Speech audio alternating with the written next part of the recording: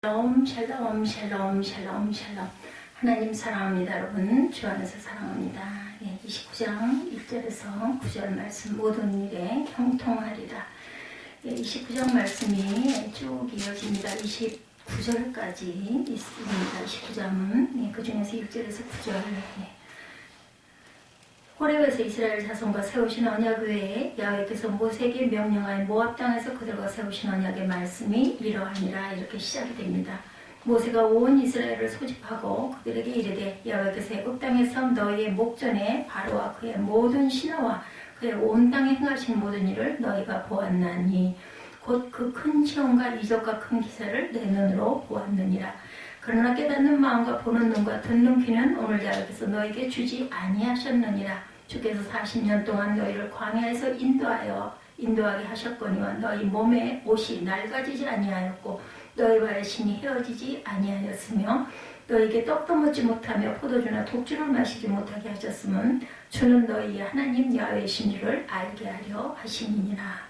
너희가 이곳에 올 때에 헤스본 왕 시온과 바산 왕 옥이 우리와 싸우러 나왔으므로 우리가 그들을 치고 그 땅을 차지하여 르우벤과 각과 므낫세 반지파에게 기업으로 주었나니 그런즉 너희는 이 언약의 말씀을 지켜 행하라. 그리하면 너희가 하는 모든 일이 형통하리라. 오늘 본문이죠. 1절에서 9절까지였습니다. 신명기라는 말은 다시라는 뜻의 신, 그리고 계명이라는 뜻의 명, 그리고 기록이라는 뜻의 기록, 만들어졌습니다. 한 문자를 보면 다시 신이에요. 그리고 명령하는 계명이라는 뜻의 명, 그리고 기록기, 다시 신, 계명명, 기록기라는 뜻을 갖고 있습니다. 그러나 글자 뜻 그대로 풀어보면 하나님 계명을 다시 쓴 책이다 이런 말씀이죠. 신명기는 모세가 출애굽기와 레위기를 통해 전했던 하나님의 계명을 다시 전한 것을 기록한 책이 바로 신명기입니다.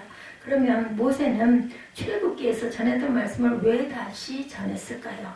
모세가 이스라엘 백성을 이끌고 애굽을 떠나 3달 만에 시내 광야로 나옵니다. 우선 하나님께서는 이 시내 광야에서 출애굽한 이스라엘 백성을 하나님의 백성으로 새롭게 세우시죠. 이 이야기를 기록해 놓은 것은 출애굽기와 레위기입니다. 하나님께서 이스라엘 백성을 시내 광야에서 약 1년 가까이 하나님의 백성으로 훈련하신 뒤에 가나안 땅으로 인도하시죠. 그러나 그들은 가데스 바네아에서 가나안 정탐 때 돌이킬 수 없는 실수를 그만 저지르고 맙니다. 잘못된 정탐 보고를 듣고 하나님을 원망하고 하나님의 명을 어기죠.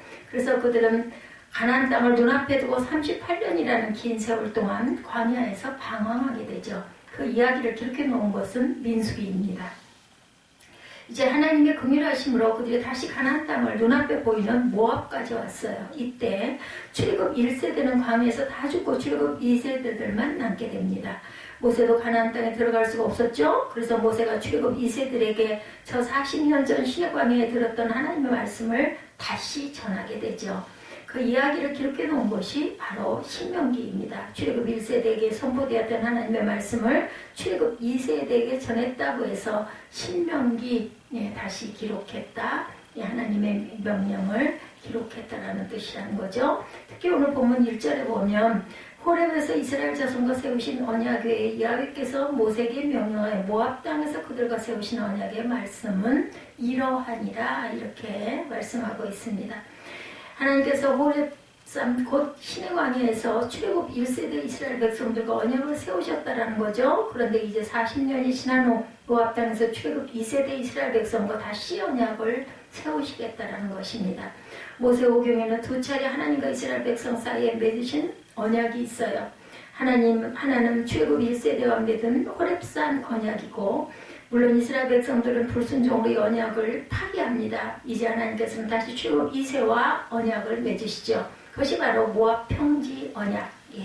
그 내용은 호렙산 언약과 같습니다. 이스라엘 백성들이 이 언약을 붙잡고 가나안 땅을 향해 나아갔고 가나안 땅에 머물며 언약을 지켜가는 거죠. 형통하리라 말씀하죠. 이 모압 평지 언약의 시작 부분입니다.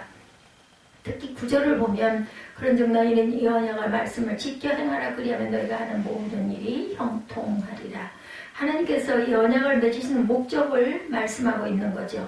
하나님께서는 이스라엘 백성들이 가나안 땅에 머무는 동안 행하는 모든 일이 형통하게 하시고 이 언약을 맺으신 것이라는 말씀입니다. 여기서 형통하다는 말은 성경어로는 사칼이라고 합니다. 사칼. 이 말은 고대 이스라엘에게는 특히 농작물 수확과 관련되어 사용되는 말입니다. 봄철에 농부가 정성껏 파종을 하고 여름 내내 땀 흘려 수고를 한 뒤 가을에 풍성한 수확을 거두게 되는 것을 사칼이라고 했던 거죠. 그런데 현대적인 의미로 풀어보면 번창하다, 성공하다, 잘 산다라는 뜻이 됩니다. 하나님께서 기본적으로 하나님의 백성들이 이 세상에 사는 동안 형통한 삶을 살기를 바라십니다. 하나님의 백성들이 이 세상에 사는 동안 하는 것마다 잘 되고 번창하고 성공하고 잘 살기를 바라시죠. 얼마 전 차 안에서 기독교 방송을 통해 흘러나오는 가슴 뭉클한 사연을 듣게 됐습니다. 무척 이른 새벽에 눈을 뜨었습니다. 시계를 보니 새벽 3시 30분입니다. 아들 생각에 잠을 설치고 눈이 떠진 것입니다. 지난 7월 1일 막내 아들이 ROTC 하계 군사훈련을 받기 위해 충북 괴산 육군 군사관학교로 들어간 후 내가 아들에게 해줄 수 있는 것이 없을까 생각 끝에 중보기도를 하기로 했습니다. 심장병 수술 후 이른 아침 건강 때문에 교회까지 가지는 못해도 집에서라도 새벽마다 중보기도를 하기로 했습니다. 그렇게 작정한 뒤 새벽이면 나도 모르게 눈이 떠집니다. 가끔 몸이 아파 늦게 잠자리에 들 때면 더욱 아들 생각이 납니다. 아들이 이 무더위에 군사훈련 받고 있을 텐데 아버지로서 이래도 되나 하는 생각 때문에 새벽에 눈을 떴고 힘을 내서 기도를 드려봅니다. 아들과 아들의 전우들을 위해서 이 사연을 들으면서 딸과 아들 생각이 나셨다고 그래요. 그리고 더욱 아이들을 위해 기도해야겠다는 생각이 났습니다. 그러면서 이것이 다 같은 아버지의 마음이로구나 하는 생각이 들었다는 거죠. 오늘 본문에 이것이 또한 하나님 아버지의 마음이로구나 하는 깨달음을 얻게 됩니다.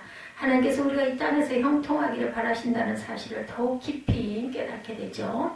형통하려면 오늘 본문을 자세히 살펴보면 하나님께서는 우리가 이 세상에 형통하기를 바라시지만 그렇다고 무조건 형통하기를 바라시는 것이 아니라는 사실을 우리가 발견하게 됩니다. 9절에 너희는 이 언약의 말씀을 지켜 행하라. 그리하면 너희가 하는 모든 일이 형통하리라. 우리가 이 세상에 형통하려면 조건이 있다라는 거죠. 우리가 하나님과 맺은 언약을 잘 지키는 것입니다. 그러면 하나님께서는 왜 형통함의 조건을 거시는 것일까요? 간단하죠. 하나님의 백성들이 이 세상에서 형통함보다 더 중요한 것이 있기 때문이다. 바라 하나님의 백성들 하나님의 백성답게 사는 것입니다. 우리 하나님의 백성들은 이중국적자들입니다. 대한민국 국민인과 동시에 하나님의 자녀들이죠. 그래서 대한민국 국민으로 사는 것도 중요하지만 하나님의 백성으로 잘 사는 것이 더 중요합니다.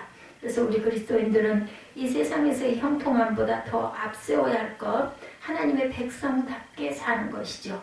우리가 하나님의 백성답게 사는 일에 치중하다 보면 하나님께서 이 세상에서 형통한 삶을 살도록 축복해 주실 것이라는 거죠. 근데 우리가 하나님의 백성답게 잘 살기 위해서는 반드시 해야 할 것이 있습니다. 바로 하나님과 맺은 언약의 말씀을 지켜 행하는 것입니다. 다시 말하면 하나님의 말씀대로 사는 것이죠. 이렇게 우리가 하나님의 말씀대로 살게 될 때 우리는 하나님의 백성답게 잘 살 수가 있겠다. 그러면 하나님께서 이 세상에서도 형통한 삶을 살게 해주시겠죠.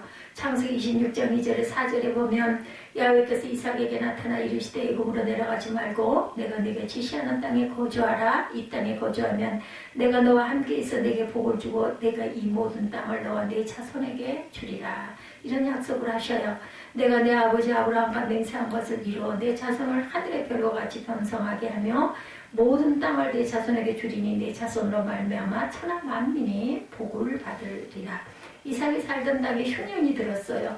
이삭은 애굽으로 피난을 갈 생각을 하고 있습니다. 그런데 하나님께서 그랄에 머물라 이렇게 명령하죠. 그러면 형통의 복을 주시겠다고 약속을 합니다. 창세기 26장 13절에 보면 기록되어 있습니다. 이삭이 그 땅에서 농사하여 그 해에 100배나 얻었고 야훼께서 복을 주심으로 그 사람이 창대하고 왕성하여 마침내 거부가 되었다. 이삭이 하나님의 말씀에 순종하여 애굽으로 가지 않고 그랄 땅에 머물러 농사를 지었다는 거죠. 그런데 흉년임에도 불구하고 하나님께서 형통케 하셔서 형통함을 누리게 하셨다는 것입니다. 그러니까 이삭이 자기의 생각을 버리고 하나님의 말씀을 따름으로 하나님의 백성다운 삶을 살아요. 예, 그러자 하나님께서 이 세상에서 형통한 삶을 살게 해주신다는 것입니다. 예, 그리스도인의 형통함은 전적으로 하나님의 손에 달려있죠. 그리스도인이 하나님의 말씀에 순종해서 하나님의 백성다운 삶을 살게 될 때 하나님께서 복을 주셔서 형통하게 되는 것. 특히 주목할 것은 그리스도의 형통함은 환경과 상황에 좌우되지 않는다라는 것입니다. 이삭의 경우에도 흉년 중에 형통할 수 없는 상황인데도 형통할 수가 있었습니다. 우리의 형통함은 전적으로 하나님의 손에 달려있죠. 그래서 우리는 하나님의 백성이기 때문에 하나님의 마음에 합한 하나님의 백성이 되는 일이 중요합니다. 형통을 위한 교훈, 오늘 본문을 보면 우리가 하나님의 마음에 합한 하나님의 백성이 되기 위해서 명심해야 할 것이 있습니다. 첫째, 기억하라. 오늘 본문을 보면 모세는 지난 40년 동안 하나님께서 이스라엘 백성들을 위해 행하신 일들을 회고합니다. 크게 세 가지를 회고하죠. 우선 2절에서 4절에 출애굽 당시 하나님께서 어떻게 역사하셨는지를 말씀합니다. 바로 왕으로부터 이스라엘 백성을 해방시키기 위해서 하나님께서 어떤 일을 행하셨는지를 말씀합니다. 지금 출애굽 2세대 가운데 어렸을 때 이 사실을 직접 목격한 사람들도 있을 테니 그 사실을 기억하라고 말씀하고 있습니다. 다음으로 5, 6절에 이스라엘 백성들이 광야 생활할 때 하나님께서 어떻게 역사하셨는지를 말씀하죠. 2절에서 4절, 5절에서 6절입니다. 광야 생활하는 동안 몸에 옷이 낡아지지 아니하였고 바르심이 헤어지지 아니하였으며 떡이나 포도주와 독주를 마시지 아니하였으나 굶지 아니하였다. 그러면서 지금 출애굽 2세대 모두가 이 점을 함께 체험했으니 그 사실을 기억하라고 말씀하고 있죠. 그리고 7, 8절에 보면 이스라엘 백성들이 모압 땅까지 오는 동안 하나님께서 대적들을 어떻게 물리치셨는지를 말씀합니다. 특히 헤스본 왕 시온과 바산 왕 옥과 싸울 때 하나님께서 어떻게 이길 수 있게 해주셨는지, 그래서 그 싸움에서 이겼기 때문에 요단 동편의 루벤과 갓지파, 므낫세 반지파가 땅을 차지할 수 있었던 것을 기억하라고 말씀을 하고 계십니다. 그것을 우리가 기억해야 되겠다. 3, 4절에 곧 큰 시험과 이적과 큰 기사를 내 눈으로 보았느니라. 그러나 깨닫는 마음과 보는 눈과 듣는 귀는 오늘 야훼께서 너에게 주지 아니하셨느니라. 7절에서 8절 너희가 이곳에 올 때 헤스본 왕 시온과 바산 왕 옹이 우리가 싸우거나 알았으므로 우리가 그들을 치고 8절에 그 땅을 차지하여 루벤과 갓과 므낫세 반지파의 기업을 주었나니 그런즉 너희는 이 언약의 말씀을 지켜 행하라. 그리하면 너희가 하는 모든 일이 형통하리라. 그렇게 했을 때 지켜 행하면 우리가 그리스도인들은 하나님께서 우리를 위해 행하신 일들을 기억하는 일이 굉장히 중요합니다. 그럴 때 우리가 하나님의 말씀대로 살 수가 있는 거죠. 1992년 바르셀로나 올림픽 때 마라톤의 영웅 황영주 선수가 우승을 하죠. 당시 뒷얘기가 전해집니다. 황 선수는 사실 컨디션이 별로 좋지 않았다고 합니다. 연습 도중 발바닥 부상을 당해서 경기 출전조차 불투명했었답니다. 그래서 포기할 수 없어서 출전을 했는데 이상하게도 뛸수록 부상당한 발바닥의 통증이 사라지더라는 거죠. 그래서 선두권을 달리다 원주익 언덕에서 승부수를 띄었다고 합니다. 몬주익 언덕입니다. 몬주익 선두로 치고 나온 거죠. 그런데 그 순간 온몸에 견디기 힘든 통증이 다시 밀려들더랍니다. 그대로 주저앉고 싶은 생각이 들었답니다. 그때 어머니 생각이 났답니다.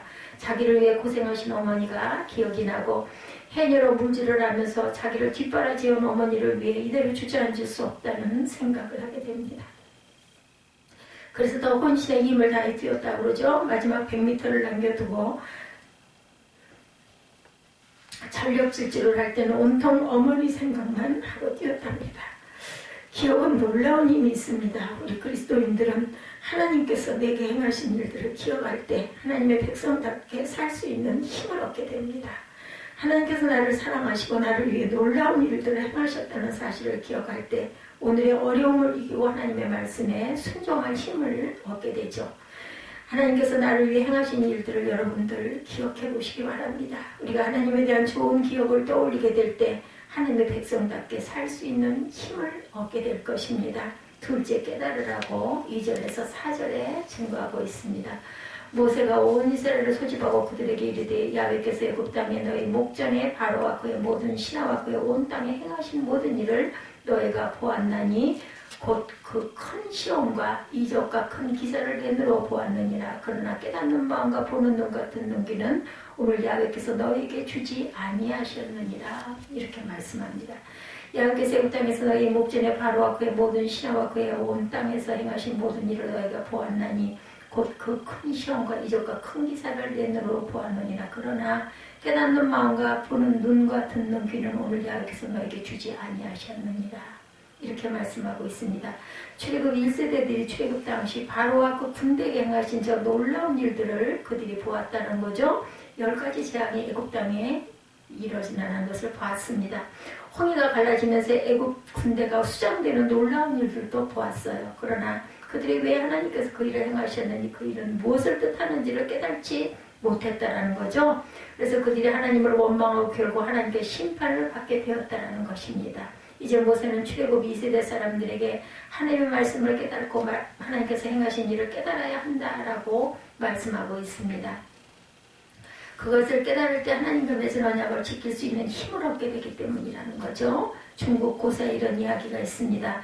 장자가 하루는 활을 가지고 밤나무 숲속을 산책하고 있었어요. 그때 밤나무 숲 남쪽에 날아온 까치 한 마리를 발견합니다. 장자가 활을 겨냥해 까치를 쏘려고 하는데 까치는 정신없이 다른 곳을 보고 있더라고 그래요. 까치는 제 앞에 있는 큰 왕거미를 잡아먹으려고 눈독을 들이고 있었던 겁니다. 근데 이 거미는 자기를 노리는 자가 있는 것도 모르고 밤나무에 붙어있는 매미를 잡아먹으려고 열심히 노려봅니다. 이 광경을 본 장자는 겨누었던 활을 쏘지 못하고 무거운 마음으로 집으로 돌아옵니다.